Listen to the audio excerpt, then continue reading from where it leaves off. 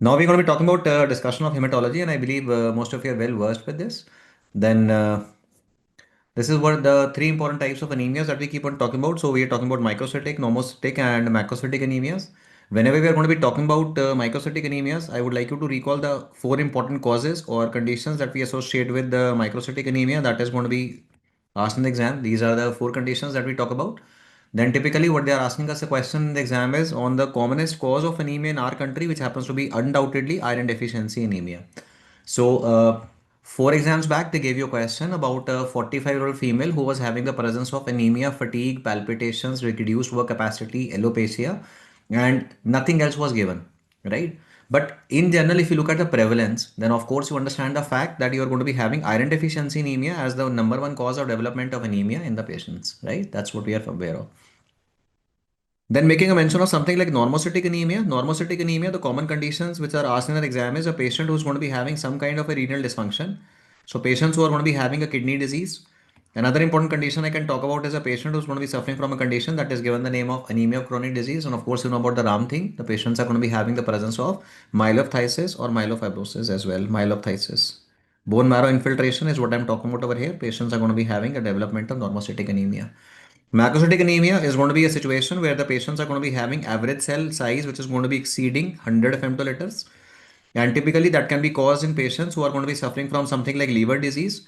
And the second condition that people often tend to forget at the time of exams is hypothyroidism. What 99% people will be very comfortable remembering is example of conditions like B12 deficiency, example of a condition like B9 deficiency. That means we are dealing with B12 deficiency and folic acid deficiency, what we are talking about over here. So please don't forget about the uncommon causes because they are also given likely to be asked in your exams in one way or the other. So just keep an account and track of those things. Now, talking about the concept of something like the important features which can help you decode a question in the exam. First thing first, let us just talk about the four important conditions that we talked about just now, in which we made a mention of something like the microcytic hypochromic anemia. And I would first like you to recall the important names of the parameters which we are looking at. What is the first parameter we are looking at? I'm looking at a parameter that is going to be given the name of serum ferritin value. Serum ferritin value. The second parameter I'm talking about over here is going to be given the name of transferrin saturation. The third parameter I'm talking about is something that is going to be given the name of serum iron, and the fourth parameter I'm talking about over here is going to be given the name of TIBC. I hope none of you is going to be forgetting this. Out of these four parameters, which is the earliest parameter that is affected in a patient suffering from iron deficiency anemia? In a patient who's going to be having iron deficiency anemia, the first parameter that is going to be affected over here is going to be something like serum ferritin. Right. So it is one of the very early sensitive as well as a specific indicator for the development of iron deficiency anemia. Please remember that for all purposes for your exam. What is the most common reason for the development of iron deficiency in our country? What's the commonest reason for the development of iron deficiency in our country? Of course, you know the answer. It is simply, unfortunately, nutritional deficiency. It's simply nutritional deficiency. So I would like you to recall the fact that in these patients, serum ferritin levels goes down, percentage transferrin saturation goes down, serum iron value goes down, but the only parameter that is going to shoot up in these patients happens to be TIBC, total iron binding capacity. Without any doubt, I hope most of you will be able to recall this particular fact with respect to the questions asked in the exam. If I'm talking about something called as anemia of chronic disease, what I expect in these patients is serum iron as well as serum transferrin saturation are going to be going down. But what I'm going to be observing in these patients is total iron binding capacity goes down. What is going to be shooting up in these patients is serum ferritin. Anemia of chronic disease is anemia associated with inflammation, and during inflammation, ferritin level happens to be high. Thalassemia, we are talking about over here is typically thalassemia trait or what is called as thalassemia minor, in which all these parameters that we are making a mention of typically are going to remain normal. Whereas whenever we are going to be talking about something which is going to be given the name of sideroblastic anemia, for all practical purposes, the best and the easiest way to remember this information is sideroblastic anemia is iron overload condition. Iron overload condition will be characterized by the fact patient is going to be having high values of ferritin, high value of serum iron, high value of transferrin saturation, but the patients are going to be having lower values of total iron binding capacity. So even though you have seen and watched this particular table so many times, but it is always and always good to have a look at this table and make it with your own handwriting time and again so that you don't fox up the things in the exam. If at all they give you values, my friend, then they will be giving you the reference values as well because you cannot be expected to remember all the values in your exam. ठीक है, so आपको इतनी सी चीज याद रखनी है यहाँ पे. ठीक है, so this is what we are supposed to be remembering over here. And of course, if I can just help you quickly recap about the salient features with regards to iron deficiency anemia, the most important site for absorption of iron in the human body happens to be the GI tract. Particularly, the patients are going to be having the site for absorption being duodenum. We are going to be talking about the example of an important transporter responsible for bringing iron inside the body. That is going to be something called as DMT1. There is something that is going to be bringing up iron still inside the body, that is going to be given the name of ferroportin. Example of a molecule which reduces the activity of ferroportin happens to be hepcidin.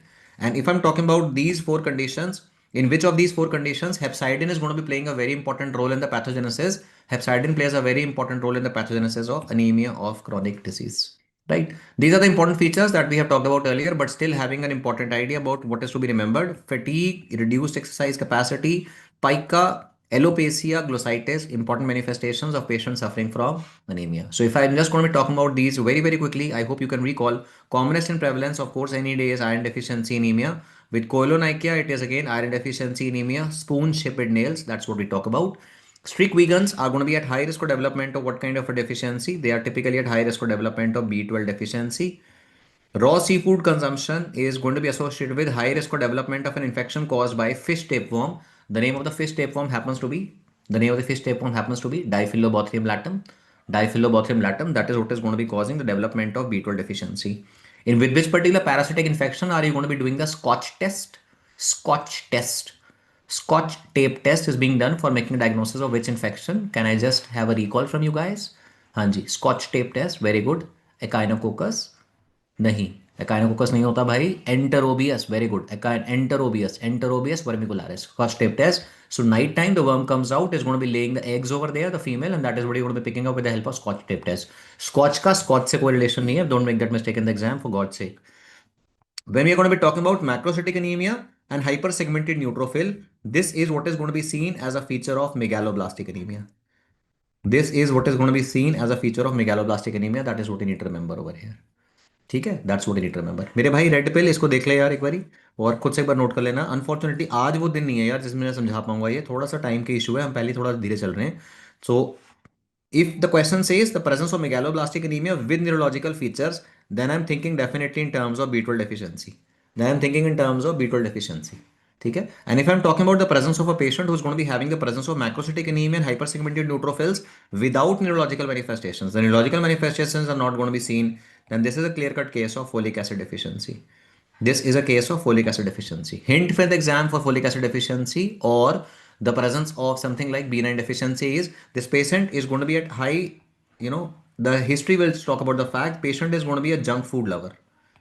Junky food hoga, junky food lover hoga patient. So he's going to be having lots of pizzas, momos, colas, but not eating fresh fruits and vegetables. That is what is going to be seen over here. Right. Then we're going to be talking about an example of a condition which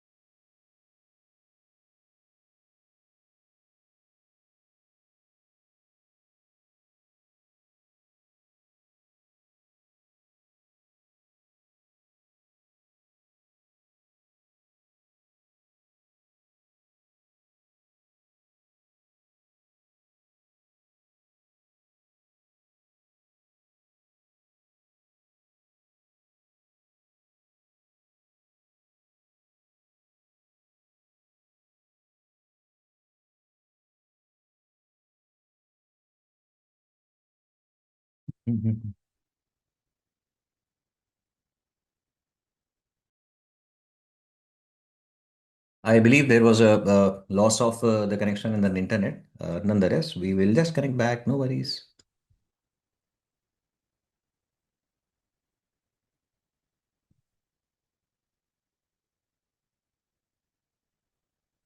Right. So this is what I was making a mention of. Any question in the exam which talks about the presence of jaundice and anemia would be talking about something like hemolytic anemia. And when we are going to be talking about the presence of altered color of urine in the patient, that is suggestive of intravascular hemolytic anemia. But when the question is making a mention of something like splenomegaly and hepatomegaly, it is going to be associated with something like extravascular cause of hemolytic anemia, right? Right. I hope that is clear. Now, different causes of hemolytic anemia, which are going to be asked in the exams. And what we talk about over here is the first one is an example of a condition that is given the name of hereditary spherocytosis. Of course, you are intelligent enough to recall for me that in this kind of a condition, the patient is having an autosomal dominant disorder. Autosomal dominant disorder screen share कर रखा है यार मैंने बाकी सबको दिख रहा है भाई एक बार प्लीज अगर आपको प्रॉब्लम आ रहा है तो प्लीज उसको देख कर लीजिए ठीक है So we are going to be having an autosomal dominant condition, which is going to be seen because of an invariant effect, and the patients are going to be having jaundice, anemia, and splenomegaly. Important feature for these patients is typically this is going to be a child, and this child is going to be having the presence of spherical RBCs. This child is going to be having the presence of spherical RBCs, characterized by an important feature that is increased osmotic fragility. The investigation of choice, however, for making a diagnosis of this condition is flow cytometry. Flow cytometry. Flow cytometry. Okay? So child is going to be having the presence of pediatric cause of hemolytic anemia, wherein the patients are going to be having the presence of jaundice, anemia, splenomegaly. The RBCs are fragile, they are spherical in shape, but the investigation of choice to confirm this is going to be flow cytometry. The second one that we talk about over here is a condition that is going to be given the name of G6PD deficiency. G6PD deficiency is an example of an X-linked recessive condition. So classically it is a male individual having a history of infections, or let us say there is a history of some kind of a food material being given or some kind of drugs which are being taken by the patient, and this is what is going to be responsible for causing weakness in the patient because of anemia. As a screening test, what can be done for these patients is you are going to be taking their blood sample and looking at the slide, which can be showing you the presence of special features like the bite cells and the Heinz body. Heinz body, right? That is what you need to remember. But the investigation of choice is that you have to look out for the level of G6PD. And this is going to be given the name of G6PD levels, or what is given the name of G6PD SC. This can be done with the help of a card test or a gel test, as we are aware of. Okay. The third one that we talk about, and before I talk about the third one, I would just like you to recall and have a look at this kind of a slide. Now that's an example of a very important image-based question for your exam. So male having a history of taking a drug like Primaquine, after 2 days is having the presence of a blood picture like this. Male having a presence of a malarial infection or taking a Primaquine like drug for after 2 days is going to be having a picture like this. He is going to be having the presence of, this is what is going to be given the name of a bite cell, and this one is going to be having the presence of what is given the name of the Heinz body. So this is very much suggestive of a patient suffering from G6PD deficiency. That is what you need to remember. ये चीज आपको ध्यान रखनी है. This could be a child who was having the presence of jaundice, anemia, and splenomegaly, and on his peripheral smear, he was having the presence of RBCs which appear ball-like, which are appearing spherical in shape. So this is what is going to be associated with the development of hereditary spherocytosis. Okay, that is what you need to remember. A third example of a condition is what most of the people are very happy reading about. This is going to be an African child. This is going to be an African child who's going to be having the presence of a non-healing scale ulcer. Non-healing ulcer, right?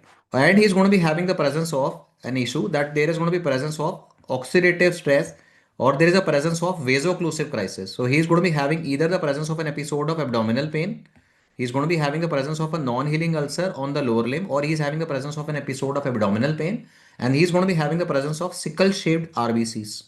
Abnormal RBCs. Typically at the time of dehydration, typically at the time of hypoxemia, you would be having this. So we are dealing with a patient who's going to be suffering from a condition called as sickle cell anemia.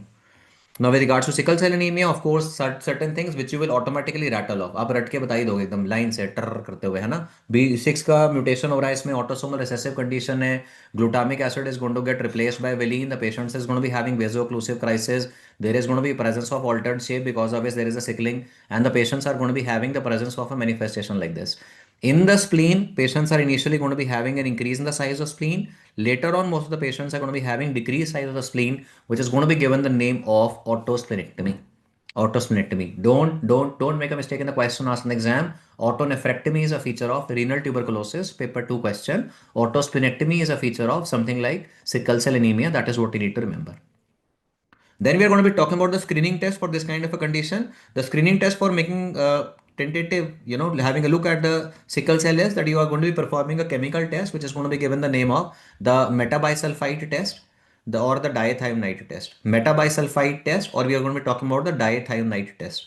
But what exactly is going to be done so far as the confirmation of the patient is concerned? Confirmation of the patient is going to be done with the help of something like ideally gene testing, or the next thing which can be done for these patients is you can go in for something like a hemoglobin HPLC. Hemoglobin HPLC. Now, some of these patients who are going to be having sickle cell can be having an X-ray picture like this. And this kind of an X-ray picture is, I hope most of you are having an idea. This is going to be given the name of a crew cut appearance. This is what is going to be given the name of a spike-like appearance, hair on end appearance. What is also being given the other important name of a crew cut appearance. That is what you need to remember over here. Right? Before we proceed further, the conditions, how are they treated? If I'm talking about a condition called as hereditary spherocytosis, nothing to be done for this patient except that you have to do elective splenectomy. Elective splenectomy is to be done after vaccination, of course. So far as this condition is concerned, G6PD deficiency, you are not going to do anything for this patient except symptomatic treatment because the patients are going to get better on their own. If I'm talking about a condition like sickle cell anemia, I can be giving these patients certain types of drugs. One drug which is asked in the exam is an anti-cancer drug that is given the name of hydroxyurea. Hydroxyurea. Another drug which can be given to these patients is a drug that is given the name of decitabine. Decitabine. And the drug which is responsible for reducing the intensity of the episodes of sickling, which was asked in the exam last time, was voxelotor. Voxelotor. Right? So it depends upon what are they asking you as a question. Hydroxyurea, decitabine, and voxelotor are example of drugs which can be given for patients having which condition? That's a question asked in the exam, perhaps as a pharma or applied medicine question, sickle cell anemia. Right? This is what you need to keep in mind. Then we are going to be talking about an example of a condition in which a patient is going to be a young child and this child requires blood transfusion for his survival. So young child requiring blood transfusion for survival means we are dealing with a patient who's going to be suffering from a condition that's going to be given the name of thalassemia. That's going to be given the name of thalassemia. The moment I'm thinking in terms of a patient having thalassemia, I would be thinking in terms of an autosomal recessive condition. If there is a history of a child receiving blood transfusion since 6 months of age, child receiving blood transfusion since 6 months of age, this is going to be a case of a patient who's going to be suffering from a condition called as thal major. This is going to be a patient suffering from thal major. However, if I'm going to be talking about an individual who happens to be an adult, I'm talking about an individual who happens to be an adult and his hemoglobin is never going